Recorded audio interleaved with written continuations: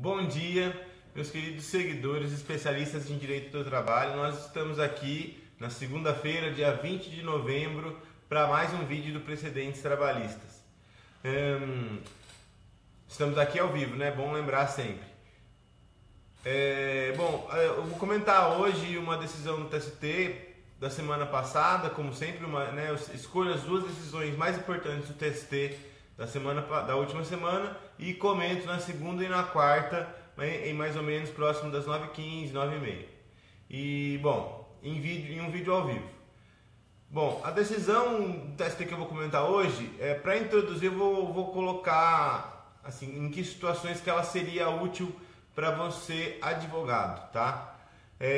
Se você, imagine, por exemplo, que você é advogado de empresa, advogado de reclamada, e você está numa situação que seu cliente fala o seguinte: o seu cliente está um funcionário dele vai entrar de férias, um gerente vai entrar de férias e um funcionário que está abaixo dele vai substituir ele, pelo período de férias, vamos supor, de 30 dias. E aí ele te questiona o seguinte: ele te pergunta, ele te diz que tem uma cláusula na convenção coletiva, ele ouviu falar, ou ele tem conhecimento, o contador falou, algo assim, que tem uma cláusula na convenção coletiva da categoria que diz que não é necessário pagar salário de substituição, tá? Então essa seria a situação. E aí eles perguntam, se isso vale, se realmente então ele não precisa pagar o salário de substituição para o funcionário que está substituindo, em razão dessa norma coletiva, dessa cláusula coletiva que realmente existe, né? Você vai lá, você confere, você vê que realmente existe. Então essa seria a situação. O precedente que eu vou comentar hoje vai nos ajudar aqui a responder essa pergunta. Uma outra situação: imagina que você é advogado de sindicato e que entra em pauta, na discussão da convenção coletiva, na mesa de negociações para a convenção coletiva, a questão de que você, o sindicato patronal, ele coloca como uma pauta para uma norma coletiva, retirar o direito ao salário de substituição por um período. E nesse caso, por exemplo, seria que nos primeiros 30 dias não existiria direito a salário de substituição, só se a substituição ultrapassasse 30 dias, certo? Então, e a questão que é colocada aqui é se isso pode ser colocado em norma coletiva, e se for colocado na norma coletiva vai ser aplicável, se tem as seguranças para se colocar algo assim, tendo certeza que não vai ser invalidado pela Justiça do Trabalho, tá? Essa é a situação da decisão que eu vou comentar hoje. Você quem está ligado aí na reforma trabalhista já deve estar pensando que isso tem relação muito forte com a reforma trabalhista que a gente está falando sobre de negociado, sobre legislado, tá? Então tem realmente mesmo, certo? Esse vai ser o tema. Antes só de começar a falar especificamente da decisão, eu quero comentar aqui que eu gosto sempre de mencionar que eu estou aqui fazendo esse vídeo, eu, João Urias, e a escola João Urias Cursos, estamos fazendo esse vídeo com base numa filosofia, que é a filosofia de que soluções trabalhistas transformam a economia, tá? Uma economia que roda, que vai bem para todas as pessoas e que melhora a qualidade de vida das pessoas, ela depende de boas soluções para os conflitos trabalhistas, e isso depende em grande parte da atuação dos advogados, da nossa atuação. Por isso é importantíssimo que a gente esteja com conhecimento de alto nível sobre direito do trabalho e que a gente esteja sempre evoluindo. Por isso nós estamos aqui nessa segunda-feira de manhã, tá ok? O TST ele publicou algumas decisões importantes na semana passada. Entre as decisões importantes que o TST publicou, houve uma decisão interessante de uma empresa de segurança que dispensou um vigilante que passou a ter transtornos psicológicos. Só que os transtornos psicológicos surgiram logo depois de ele ter logo depois que o segurança sofreu um trauma em que um cliente, na verdade um parceiro dele, um outro trabalhador vigilante, faleceu durante um assalto. E aí ele ficou, esse assalto que houve tiroteio, acabou causando transtornos psicológicos para esse vigilante, e aí a empresa o dispensou. Isso foi comprovado que os transtornos psicológicos realmente foram derivados desse evento traumático que foi o assalto, e aí a empresa acabou sendo condenada a pagar uma indenização de R$20 mil para esse vigilante. É uma decisão interessante que confirma aí uma jurisprudência do TST, né, um entendimento, uma linha em que o TST de que as dispensas mesmo sem justa causa, mas praticadas logo após um evento que pode ser considerado como algo pelo qual a empresa pode ser culpada, ou então um evento, algo que pode ser considerado discriminatório, essas dispensas são anuladas, né? Ou são anuladas com reintegração, ou então são entendidas como abusivas, e aí se coloca uma indenização, se condena a empresa a indenizar pela prática discriminatória. Então, uma decisão da semana passada é interessante, mas não é a decisão mais interessante. A decisão mais importante é a que eu vou comentar hoje, que é relacionada, no caso, à possibilidade de se retirar direitos previstos em lei por meio de norma coletiva. Tá? Nada mais é do que isso. Esse é o tema em discussão dessa decisão aqui. Vou colocar aqui para vocês.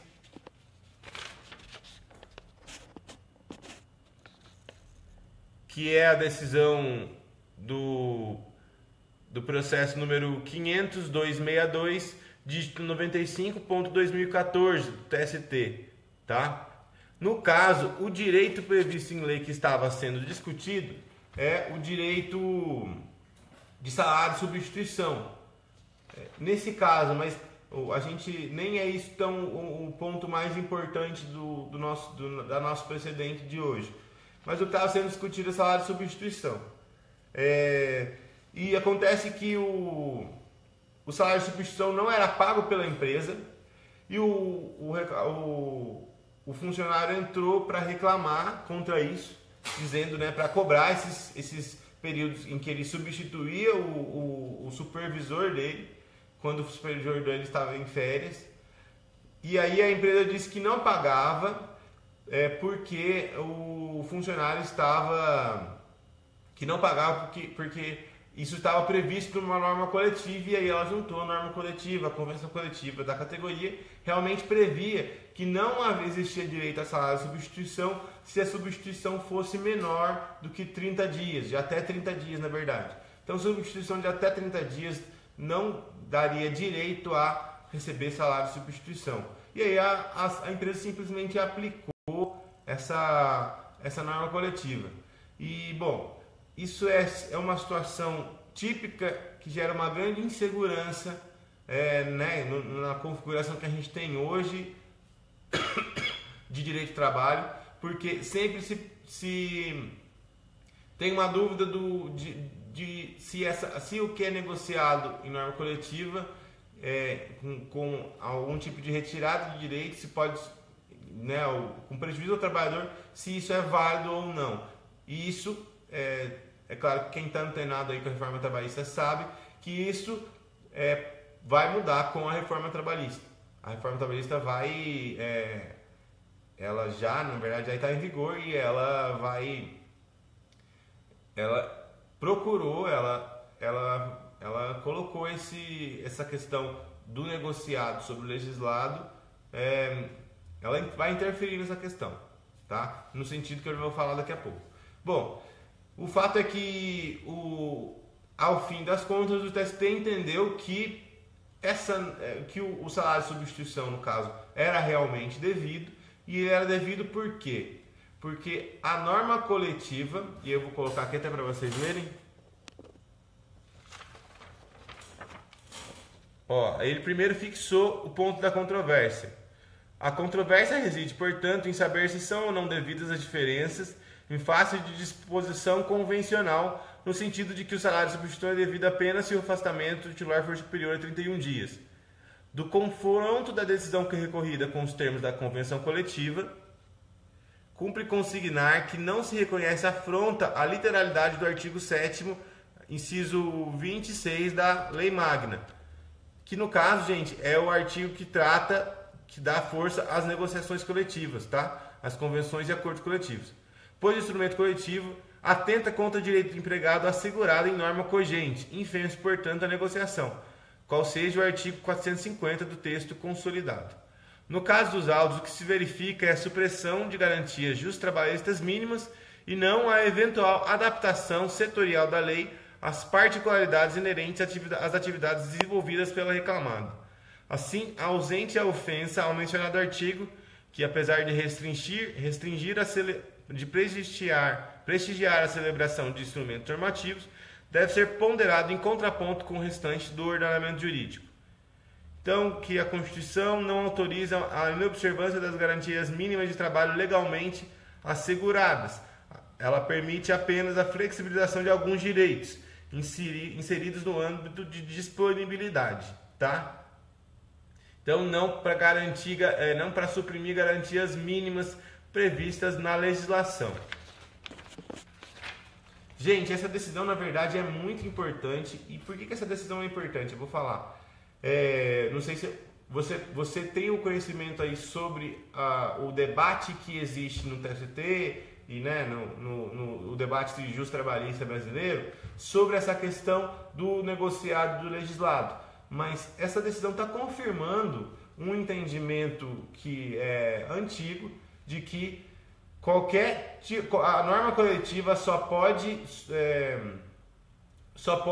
aumentar o patamar dos direitos previstos em lei. Ela não pode retirar de maneira nenhuma direitos previstos em lei, tá? Então esse é o grande ponto, na verdade, que a norma coletiva não pode de maneira nenhuma reduzir o que está previsto em lei. Essa decisão, a princípio, não seria uma novidade, mas ela é interessante nesse momento porque a reforma trabalhista veio expressamente inserir lá os artigos, se eu não me engano, 611A e 611B na CLT para, se eu não me engano, o número dos artigos é esse, e para fazer o quê? Para prever que as normas negociadas elas devem prevalecer sobre normas legisladas, a não ser quando se resguardando apenas os direitos previstos em Constituição. Então, o que não está na Constituição, salário de substituição, por exemplo, não está na Constituição, está na CLT. Então, salário de substituição, por exemplo, não está na Constituição, então pode ser negociado. Vocês sabem muito bem que a lei da reforma trabalhista ela não estava em vigor. Ela não estava em vigor quando essa decisão foi tomada, que foi essa decisão. Ela, apesar de ter sido publicada na página do TST semana passada, ela foi dada no finalzinho faz mais ou menos uns 20 dias, menos de 30 dias. Então ela foi no finalzinho de outubro. É uma decisão que, apesar de a reforma trabalhista não estar ainda em vigor, a reforma trabalhista já estava já tinha sido publicada e todo mundo já sabia que ela ia entrar em vigor agora no dia 11. E isso já colocou, então, um debate no sentido de que a Constituição, artigo 7º, inciso 26, deve ser interpretado de uma forma mais flexível, né? Então, isso colocaria uma força, a própria reforma colocaria uma força sobre esse debate. Mas, por enquanto, o TST ignorou, na verdade, a reforma, né, que não estava em vigor ainda na data da decisão, que isso fique claro, mas ele ignorou, ele simplesmente aplicou o entendimento antigo de que, se está previsto em lei, não pode ser negociado para se reduzir, apenas para se aumentar o direito dos trabalhadores, entendeu? Então, salário de substituição tem que ser devido, a não ser que seja eventual. Então não vale, ele entendeu que não valeu, não era válida essa norma que previa que o salário de substituição só seria devido a partir de 31 dias, tá? Se a substituição acontecesse a partir de 31 dias. Então, essa é a confirmação de um entendimento do TST antigo. A gente vai ter que ficar atento ao que vai acontecer agora. Todo mundo sabe que tem grandes dúvidas sobre como é que a Justiça do Trabalho vai aplicar, de fato, ao final das contas, essas regras da reforma trabalhista. Essa questão do negociado sobre o legislado, por exemplo, é algo que a gente tem dúvida. Eu acredito que ao final das contas, o entendimento de que se pode negociar tudo que não está na Constituição vai acabar prevalecendo, tá? Simplesmente um dos motivos é que não existe uma previsão legal do princípio do subprincípio da proteção, que é o princípio da condição mais benéfica e do não retrocesso social. Não existe uma previsão expressa que diga em qualquer lugar que não se podem reduzir direitos trabalhistas por meio de norma coletiva. E existe a previsão na Constituição de que as convenções coletivas podem gerar direitos, podem gerar obrigações. Então, eu acredito que ao final das contas, os artigos 611A e B serão confirmados, eles serão legitimados. Eu acredito nisso, mas isso é algo que vai demorar muito para acontecer, porque são as convenções que serão negociadas a partir de agora, com a entrada em vigor, é que serão aplicadas da nova forma, e aí isso vai gerar discussões no âmbito em processos trabalhistas, vai gerar decisões, em certos momentos vai começar a chegar nos tribunais, e aí isso vai demorar muitos anos, vai demorar assim pelo menos 2 anos, para mais 2, 4, 6 anos, para a gente começar a saber como que a Justiça do Trabalho vai aplicar de fato, assim, de uma maneira segura e padronizada, os artigos 611A e 611B da CLT, da CLT com um texto novo da reforma, certo? Bom, então, para a gente usar isso como precedente, nós como advogados, a gente tira de lição aí dessa decisão? Primeiro, tudo o que aconteceu até outubro de 2017, você aplica esse entendimento, que é o entendimento que até outubro de 2017 o TST está confirmando, que ele confirmou nessa decisão da semana passada. Ou seja, em negociação coletiva não se pode negociar retirada de direitos, certo? Então não se pode. Então, se você estiver lidando com um processo em que há uma norma coletiva, você sabe que ela quase certo que será invalidada pela Justiça do Trabalho se ela retirar direitos sem um respaldo legal, tá ok? Então esse é o precedente, tanto para advogados trabalhistas, com advogados reclamantes, quanto para advogados de reclamado, tá ok? Então eu agradeço muito pela presença, pela audiência de vocês, e aguardo vocês na próxima quarta-feira, no próximo vídeo do Precedentes Trabalhistas. Ok? Muito obrigado. Esse vídeo é uma promoção da Escola João Urias Cursos. Até mais e bom trabalho.